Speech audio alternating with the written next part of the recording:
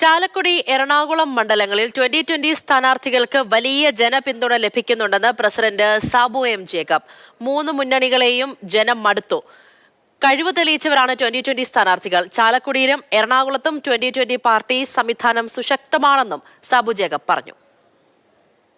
മറ്റ് നിവൃത്തികേട് കൊണ്ട് അല്ലെങ്കിൽ വേറൊരു ഓപ്ഷൻ ഇല്ലാത്തത് കൊണ്ടാണ് ഈ LDFന് അല്ലെങ്കിൽ UDFന് ഇങ്ങനെ മാറി മാറി കുത്തിക്കൊണ്ടിരിക്കുന്നത്. അപ്പോൾ തീർച്ചയായിട്ടും ഇത്തവണ 2020 എന്നൊരു പ്രസ്ഥാനം വന്നു കഴിഞ്ഞപ്പോൾ ഈ മാറ്റം ആഗ്രഹിക്കുന്ന എല്ലാ ജനങ്ങളും, ഞങ്ങളിപ്പോൾ എവിടെ ചെന്ന് കഴിഞ്ഞാലും എല്ലാവരും ഒരു മാറ്റം ആഗ്രഹിക്കുന്നു എന്നുള്ളതാണത്.